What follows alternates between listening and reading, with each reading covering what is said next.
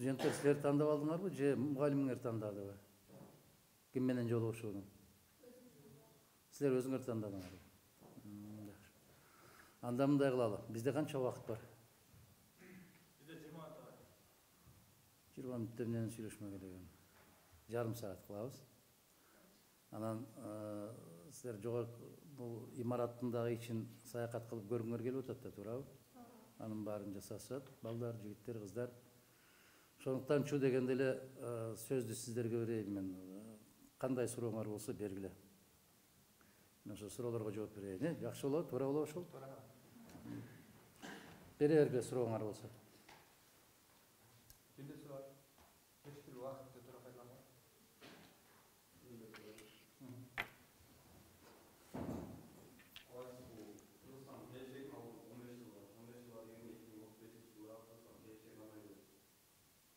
Сен тарых факультетиненби?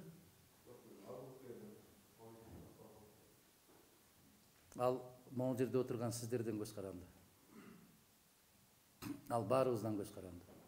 Кандай болот экен деп элестетип коюп, жан баштап жата берсек, ушул бойдон кете берет. А эгер биз өз өлкөбүз, өз мамлекетибиздин келечеги үчүн күрөшкөн болсок, ошо күрөшкөнүбүзгө жараша болот. Мугалимдер мыкты тарбия берсе, мыкты коом тарбияланат. Эгерде мугалимдер берип аткан тарбияны студенттер, окуучулар кабыл алса, анда мыкты коом болот. Анан мугалимдердин тарбиясы жок, же мугалимдердин айтып атканын, мугалимдердин берип аткан насааттарын укпай аткан коом болсо, анда ошого жараша коом болот. Ар бир өлкөнүн жарандары канчалык кайдыгер болгон болсо, ошол өлкөнүн келечеги жок болот. Тарых факультетинде экен, биринчи курстун студенттери экен, көпчүлүгү менин кесиптештерим экен, мен да тарых факультетин бүтүргөм. Түркиянын азыркы мамлекети ушул Түркия республикасы болуп турган өлкөнү курган Мустафа Кемаль Ататүрктүн бир керемет сөзү бар. Уктап жаткан коом же жок болот, же кул болуп ойгонот дейт. А биздин коом уктап жатабы, же ойгокпу, сергекпи, бирдемеге умтулуп атабы, аны сиздер жакшыраак билесиздер мага караганда. Сиздер канчалык мамлекеттик, коомдук ишке активдүү болсоңуздар, активдүү жаран болсоңуздар, ал коом ошончолук деңгээлде болот. Мен бир мисал келтирейин. Шайлоо өтө маанилүү, керектүү бир саясий иш-чара. Бирок кыргыз барбайт. Барса дагы акчага барат. Өз келечегин өзү акчага саткан элбиз да биз. Кандай дейсиңер? Анан кандай болмок эле келечегибиз? Өзүбүзгө жараша болот. Ким акча берсе ошонун кулубуз. Ким акча берсе ошону көтөрөбүз. Акылың менен таш жарып турсаң дагы, чөнтөгүңдө каражатың жок болсо, сен бул өлкөдө эч ким эмессиң. Эмнеге кече эле жакында мен өзүмдүн сөзүм эмес, ошол өкмөттүн мүчөлөрүнүн сөзүн айтайын. Сырттан карыз алып атабыз, ошол карызды аткарууну өкмөткө, тийиштүү министрликтерге эмес, Арис деген агенттикке берип атат.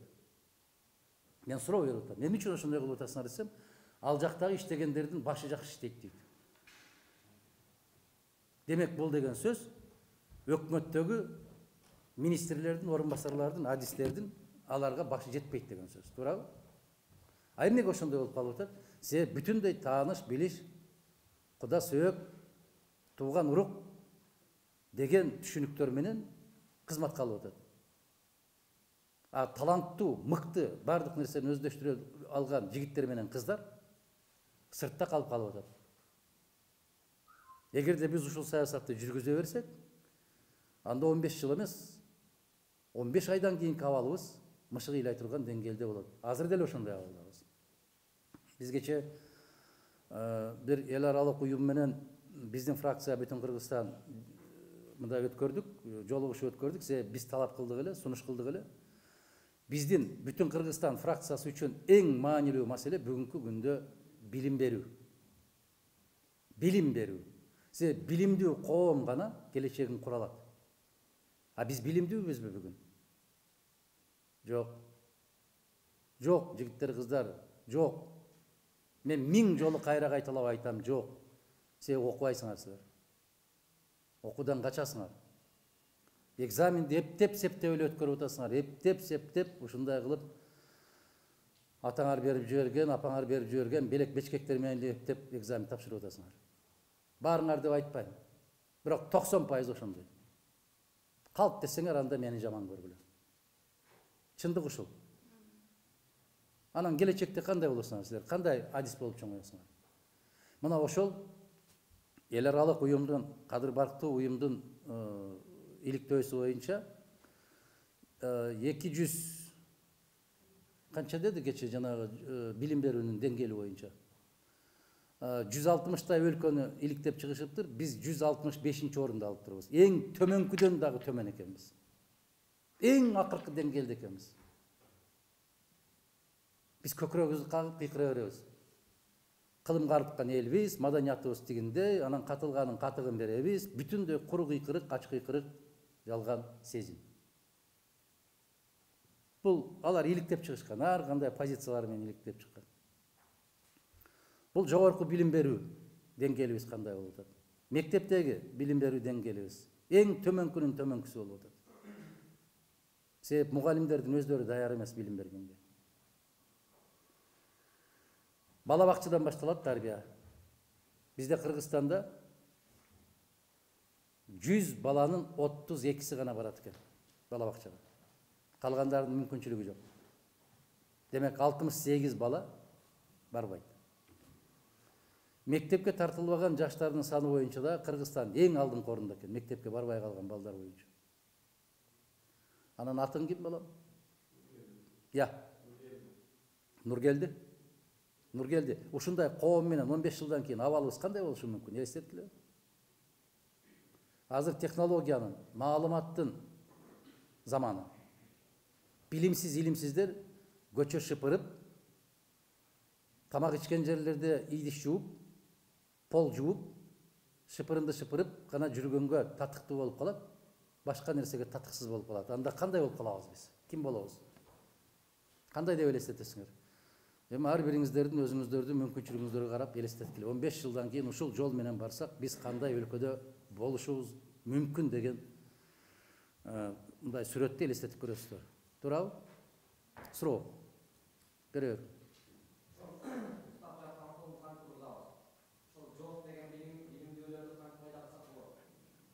Өзүңөрдөн пайда кылсаңар болот. Атыңыз ким? Атың ким?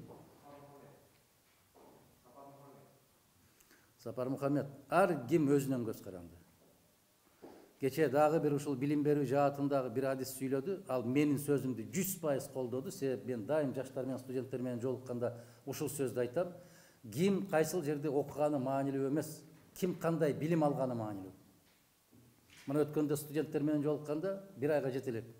Ошол студенттер айтты, мен сыртка барып окусамбы деген оюм бар дейт. А сенде Кыргызстанда окута турган мугалим агай калган жокпу? Мугалим агай эжеке деген сиздерге багыт берет. А багыт бергенден кийин аны канчалык деңгээлде өздөштүрүп кетесиздер, ал өзүңөрдөн көз каранды. Үйдөн чыкпай гений болгондор бар. Китепканалардан чыкпай отуруп гений болгондор бар. Бир гана айырмасы диплому жок, бирок бүтүндөй ушул ааламдын сырларын билет. 4 диплому бар, бирок эч нерсени билбегендер бар. Ошондуктан өзүңөр тандагыла. А кайдан чыгабыз дегенде ошол жаштар сиздерден көз каранды. Бүгүн эртеден кечке чейин караганыбыз, чукуганыбыз телефон. Китепканада эч ким жок. Китеп окуган эч ким жок. Кызыгып журнал издеген эч ким жок. Гезитке жазылган эч ким жок. Биз ошо сиздердеги кезиңерде тамекиге иштеп, бактага иштеп, кызылчага иштеп, чөпкө иштеп, тапкан акчабызга ошол журналдарга жазылчубуз. Азыр андай жаштар жок да журналга жазылган. Чалкасынан кетпейби? Же аны айтсаң, мону соо эмес деп карайсыңар да силер. Ушундай болуп заман өзгөрүп кетти. Сапар Мухаммед ушундай балам, билим алыш өзүбүздөн. Билимди эч ким кыйнап бере албайт. Эгер адамда каалоо болбосо.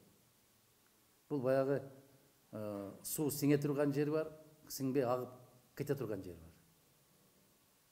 Билим алуу деген ошол борпоң жер сыяктуу болуш керек. Ар бир мугалимдин эжекенин, ата эненин, улуу муундун айткандарын ошол кургап калган кесек сууну кандай сиңирип алган болсо, ошондой сиңирип алуу керек. Эгер бул бир кулагынан кирип, бул кулагынан чыгып кетсе деле мейли, бир жок дегенде бир 5-10% калар дейсиң. Бирок бул кулакка да кирбей атпайбы айткан нерсе? Себеп түшүнбөй атат. А түшүнүш үчүн жана бешиктеги кезинен башталыш керек да. Кызыгуу. Дагы суроо. Блиц суроо кылабыз да, себеп мен көбүрөөк суроолорго жооп бергим келет,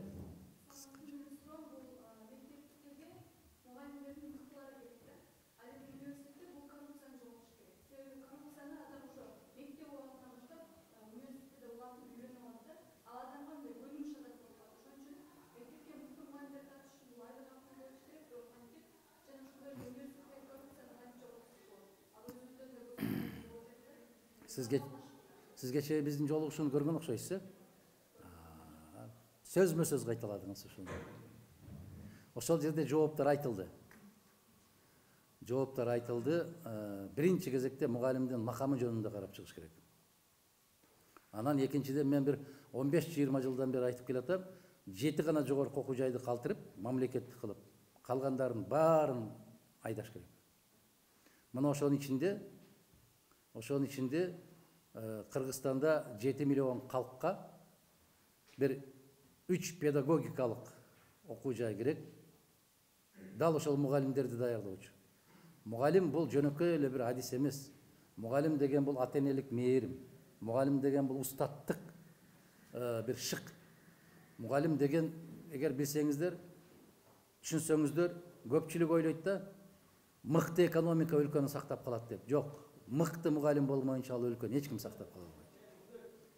Ошондуктан биз мугалимдердин макамы жөнүндө жана билим берүү жөнүндөгү мыйзамды түп тамырынан кайра ушул күчүбүз канчага чейин жетет, бүтүн Кыргызстан фракциясынын убактыбыз канчага чейин жетет, биз биринчи кезекте ушул маселенин аркасында иштейбиз. Мугалимдердин коомдогу ордун бекитебиз, Кудай кааласа. Өзүңүздөр туруп бере бериңиздер, кезек менен.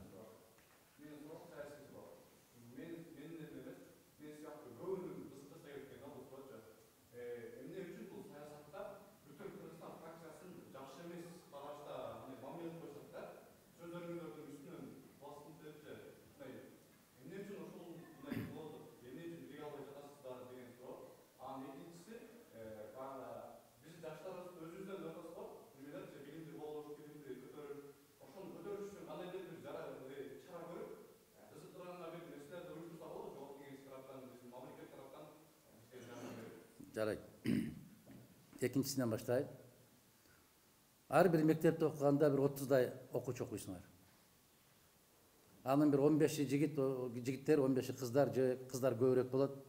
18 кыз, 12 бала окуйсуңар. Айылда болосуңар, шаарда болосуңар, ушундай көрүнүш. Бирок ушул 30 баланын ичинен окуган 3-4 болот. Калгандары ошолорго учкашып алып кете берет. Менден сурабаса экен деп эптеп, септеп күнүн өткөрөт.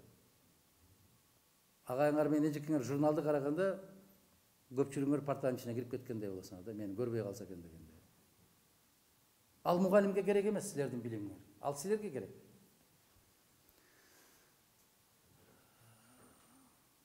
Адамда мотивация болуш керек. Мотивация ар жагында болуш керек. Мисалы, мен өзүмдү мисал келтирейин. Ушундай танапис мезгилинде биздин балдар топ кармап, башка кырып, ызылдап, бир жактарга кетип, чуркап, эч тыным билбей безилдене берчү да. Мага ошол 5 мүнөттүк, 10 мүнөттүк танаписте дагы мен бир китеп окуп алганга аракет кылчумун. Бүт бардыгы кээ бир учурларда мен үстүмдөн күлгөнгө чейин барышкан. Студент болуп жүргөндө дагы 5 жылдын ичинде бир жолу бийканага барып аптырмын мен. Силер дискотеканы жакшы көрөсүңөр. Бир жолу басып кирип өттүрмүн. Биз менен курсташ болгондор дагы анча-мынча бир политехте окуган, Айыл чарба институтунда окуган 2-3 кыргыздар бар эле. Ошолор мындай мыскылдачу. Мадумаров тиздештин кажети жок, китепканага кирсең ошол жерде байланып ал деп. Бул адамдын өзүнөн экен. Ишк, ошого болгон кумардануу керек. Билимге болгон кумар керек да. Мына тамеки тарткандар тамеки тартмайынча тура албайт го. Телефон чукугандар телефон чукумайынча тура албайт.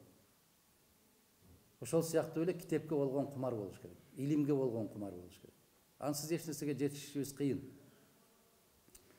Экинчиси, эмне үчүн бириге албайсыңар деген сөзгө. Эмне үчүн биздин бүтүн Кыргызстан үстүнөн баары мыскылдай берет деген. Мына силерге бир мисал келтирдим. Канчанчы класста окуйсуң? 10 класста. Жакшы окуйсуңбу?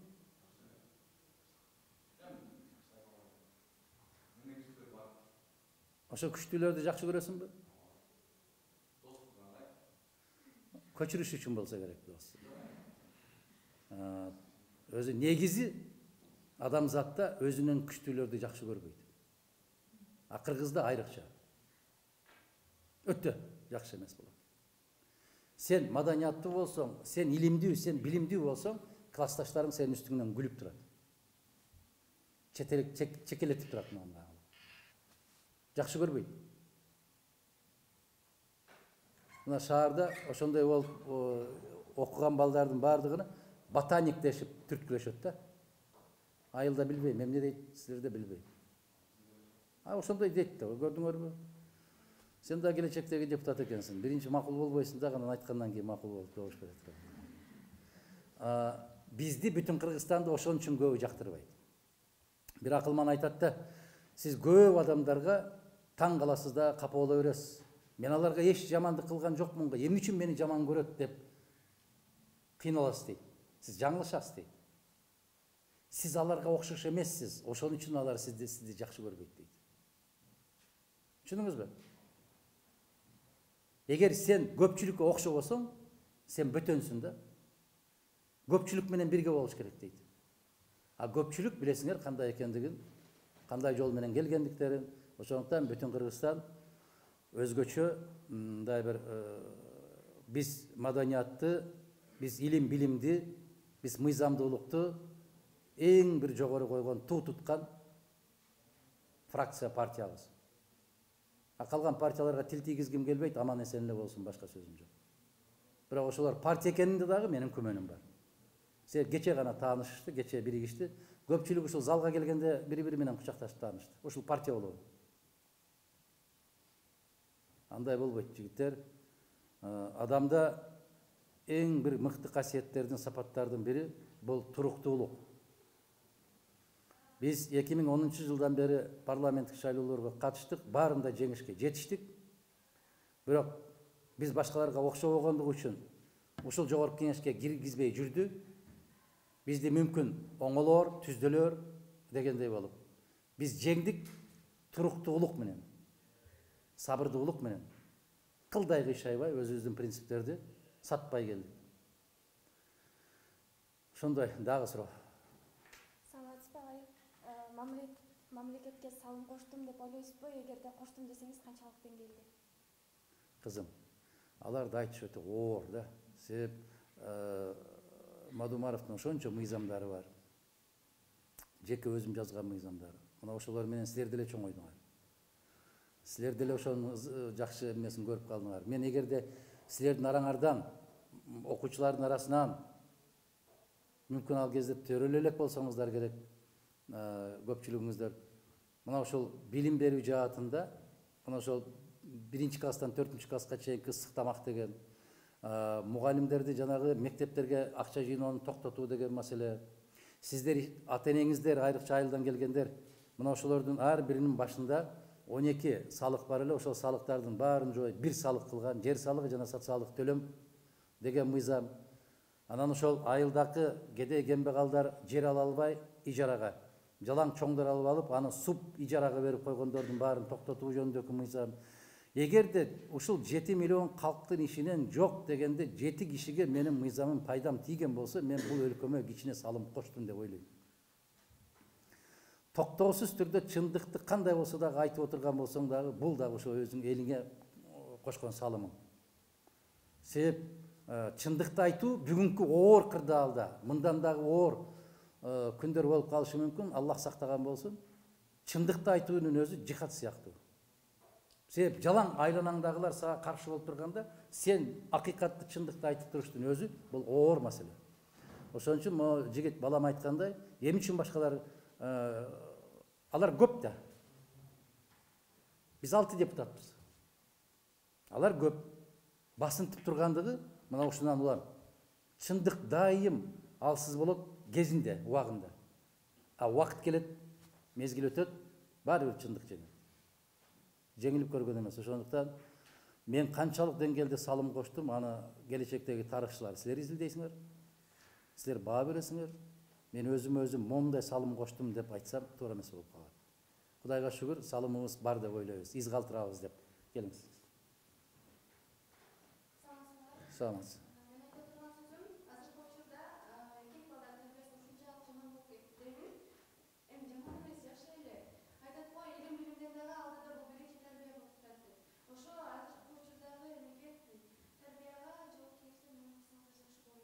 Не кылса?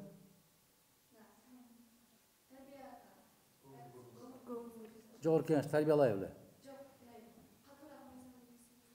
Мыйзамдар каттуу, мыйзам иштебейт. Мыйзам өтө каттуу.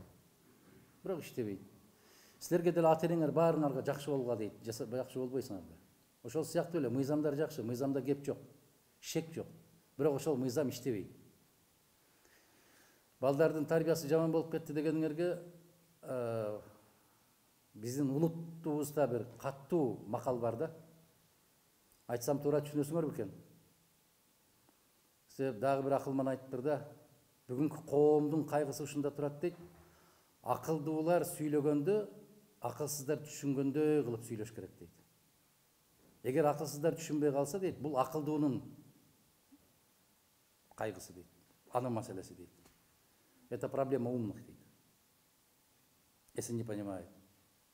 Көрдүңөрбү? Заман тескери болуп калган деген сөз ушул. Билесиңерби? Бизде ушундай макал бар. Өтө копол, бирок таамай тиет. Атасы жиндинин бирөө жинди дейт. Энеси жиндинин баары жинди дейт. Муну азыр түшүнбөйсүңөр силер, себеп жашсыңар да. Бул деген сөз эне тарбия бермейинче бала болбойт деген сөз. Эне өзүнүн ордунда болсо, коом ордунда болот дейт. Эне бузулган жерде коом бузулат дейт. Биздин пайгамбарыбыз саллаллаху алейхи ва саллям эмне деди? Эне бул медресе деди. Медреседен сабак берет экен, медреседен сабак алат экен. Муну жакында Британ окумуштуулары айтып чыкты. Баланын кандай бала болуп чоңоюшунун 95% энеден көз каранды экендигин алар далилдешти. Мындан 1,5 миң жыл башта биздин пайгамбарыбыз айтып койгон. 1,5 миң жыл башта. Ошон үчүн кечеки жыйында да айттым, бүгүн да кайталап айтам. Кыргыз бойдон калганга аракет кылгыла. Биздин каада салт, биздин нарк насил, биздин тарбия укмуштуудай керемет болгон. Кызга 40 үйдөн тыюу дейт. Кыздын 40 чачы улуу дейт ошол кезде. Сондуктан жана жигиттер жаман болуп кеткен болсо, балдарынан бирөөсү жаман чыгар. Эгер кыздар жаман болуп кеткен болсо, Аллах сактасын, анда коом өзгөрүп кетет. Ошон үчүн тарбиялык мааниде кыздарга биринчи кезекте жигиттерге ыйман берсин. Аларга инсап берсин. Биздин кыздарыбызга да инсап берсин. Анан бул тарап жакшы, бул тарап жаман дегенге мен көп аралаша албайм. Себеп эки тарабында тең бар. Бирок көпчүлүгү туура айтасыз. Балдар өтө каттуу жаман. Же сөзүндө тура албайт, же башка боло албайт. Мен бирөөңөрдү тандашым кыйын экен. Кезек менен тура бергиле. Саламатсыз.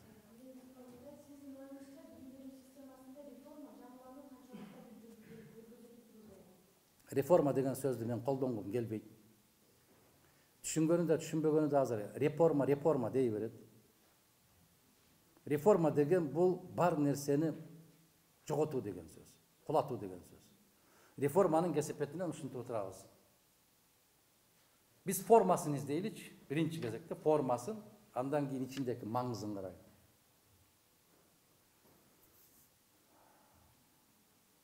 Атаңдын үйүн оңдош үчүн аны пайдубалына чейин талкалаштын кажети жок.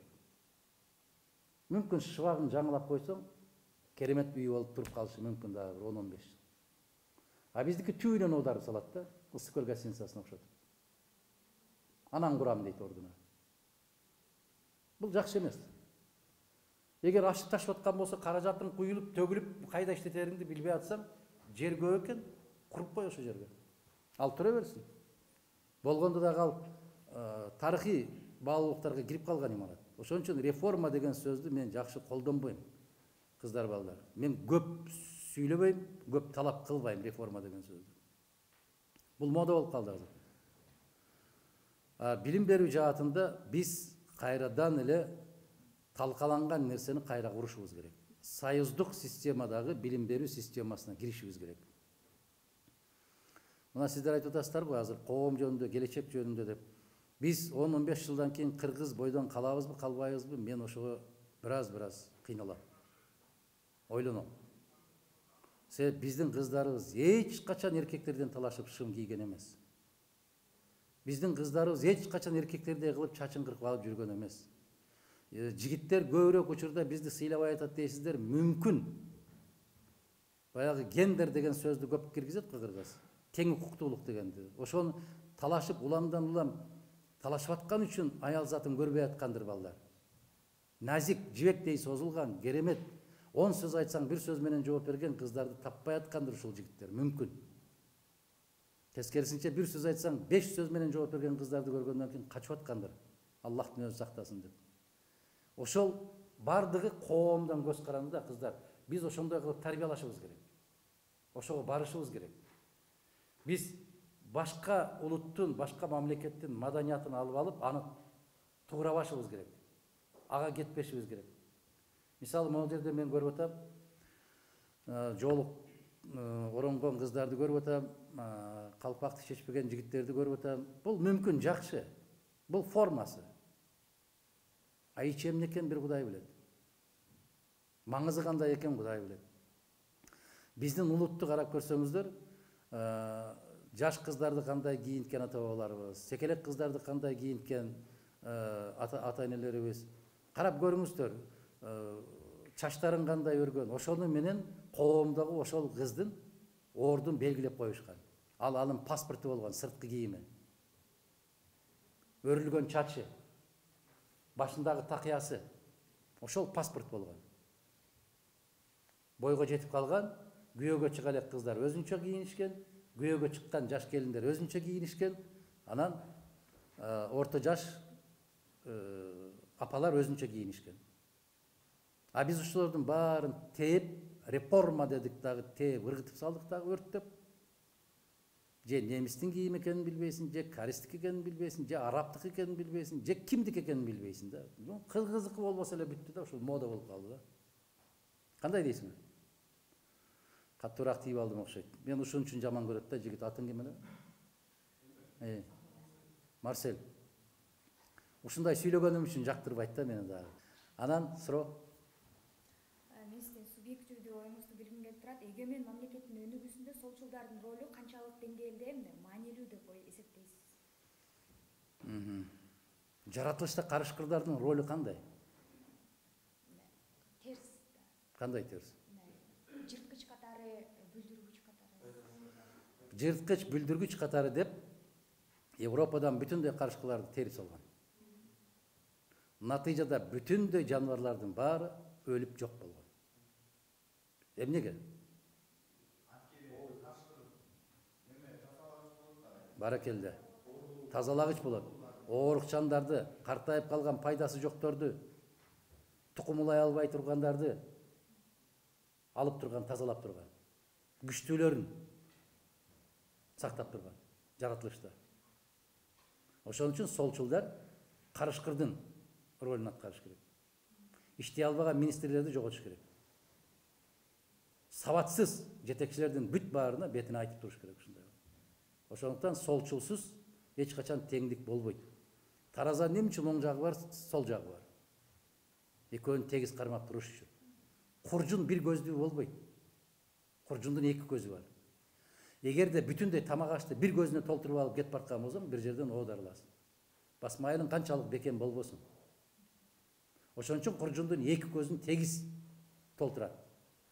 Тогу тегиз жүгөрү жүктөйбү, буудай жүктөйбү, тамак аш жүктөйбү, эки жагын тең салмактуу кылат. Солчулдар мына ошондой теңдикти кармап туруш үчүн коомдо ошо бийликтин көзүн май басып калбаш үчүн бул өтө маанилүү ролду ойнойт. 3 суроо. Убактыбыз канча? Кимдин максаты? Жашоодогу максаты? Мен ошо 8-класстагы дептеримди таап калдым да, ошол жерде жазылыптыр да. Эгерде менин жасап аткан ишиме биринчи кезекте ата энем жана элим баракелди деп карап турса, бул жашоодогу менин маңызым, максатым. Экинчи бир учкулга айланган сөзүм бар. Максатсыз жашаган адам агып бараткан дөңгөчкө тете дейт. Себеп дөңгөктү кайда агытсаң ошол жакка барып агып токтойт. Ал максаты жок. Кайда агып атат, баары бир агым менен кетти. Ошол сыяктуу бул жашоодогу биринчи кезектеги максат, дайым бата кылганда айтабыз, жараткан кандай максатта жараткан болсо, ошондой жашап өтүштү насип кылыш керек деп. А жараткан пендени бир гана максатта жараткан, өзүнө ибадат кылыш үчүн. Жашоодогу максат мусулман болуп жаралып, силердей кезимде, силерден бир аз жогорураак кезимде интервьюда айткан экенмин, жашоодогу бактыңыз эмнеде дегенде, бактым жараткан ушу мусулман кылып, мусулмандын ичинде кыргыз кылып жаратып койгон үчүн бактылымын. Ушундай максатым. Соңку суроо.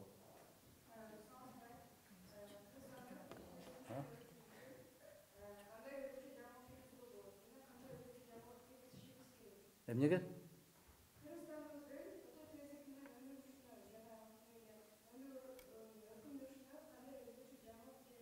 Адам болушубуз керек. Эч кандай өзгөчөлүктүн кажети жок. Ар бирибиз өзүбүздүн ордубузда адам болушубуз керек. Ар бирибиз адам болсок эле Кыргызстанды өнүктүрүштүн кажети жок. Кыргызстан өзүнөн өзү өнүгүп кетет. Ар бирибиз адам. Ошондуктан бизде бүтүн Кыргызстанда урааныбыз эмне? Ыйман, мыйзам, тазалык. Биз булуттун үстүнө шаар курабыз деген жокпуз. Жердин астына шаар курабыз деген жокпуз. Тоолорду ичиндеги бүтүндөй көмүр темирлерин алып беребиз деген жокпуз. Убада берген жокпуз. Бизде ыйман, мыйзам, тазалык. Мына ошол 3 нерсеге коом жетишсе, Кыргызстан өзүнөн өзү өсүп кетет дүркүрөп. Ага эч ким муктаж эмес башка жактан жардам күткөнгө. Өзүбүз өзүбүздү көтөрө алсак, өзүбүз өзүбүздү бага алсак, өзүбүз өзүбүздү билимдүү, илимдүү жасай алсак, анда Кыргызстанды эч ким кармай албайт. Кептин баары ушул өзүбүздө болуп атпайбы? Урматтуу балдар, кыздар, өзүбүздө, баардык нерсе өзүбүздө. Өзүбүз ошого аракет кылбай атабыз. Балдардын ушу 2 кыз кол көтөрдү, анан бир жигит мына соңку, экинчи жолу эмеспи, биринчи жолу? Биринчи жолу.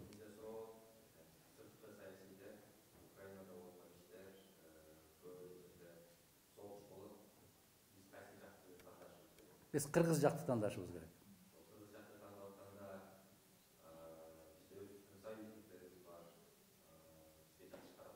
Ким?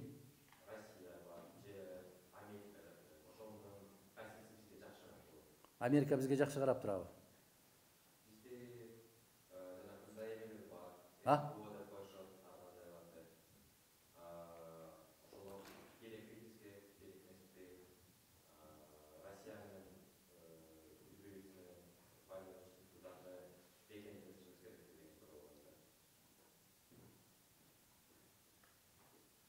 Россия менен бекемделбесек дагы бекемделүүгө милдеттүүбүз. Биздин 1 миллион сиздердей болгон жигиттер менен кыздар ушул жакта жүрүшөт. Россия менен биздин тарыхыбыз бир.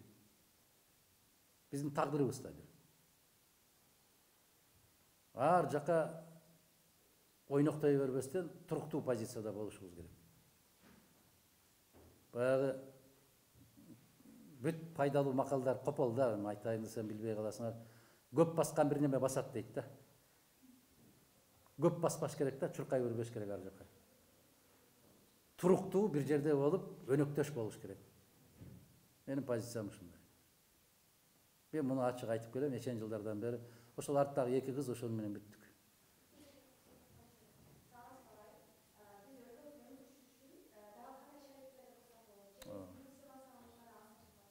Неден?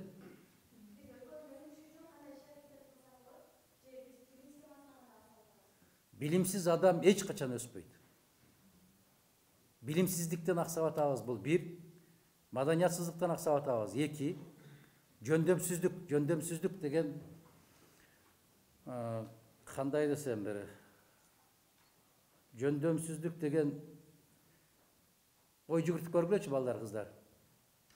Биз ааламга кыргыз улут катары эмне бердик?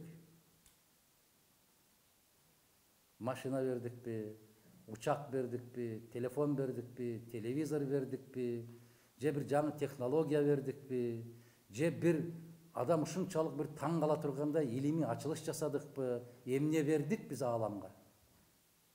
Эмне бердик? Корея эмне берип атат? Япон эмне берип атат? Немец эмне берип атат? Англичандар, америкалыктар эмне берип атат? Сингапур эмне берип атат? Карап көргүлө. Эми ушундан улам өзүбүз жыйынтык чыгарбайлыбы? Биз кимбиз деген суроону койбойлубу? Мунжубузбу? Майыппызбы? Жана сиз айтып аткандай, кызым, билимсиздик.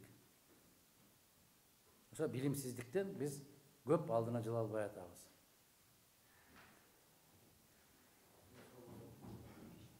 Ошону менен бата кылабыз. Болду жигиттер.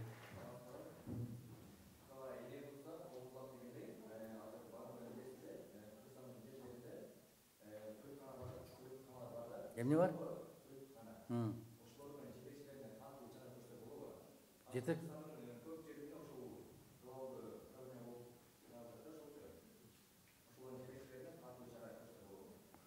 Мамлекеттик ишканалардагы ошондойлорго тыюу салалы, анан баары жоголот. Мамлекеттик чиновниктерге тыюу салалы, токтойт ошол нерсе. Эми мындай жигиттер, мен сиздер менен саат менен жолукканга даярмын.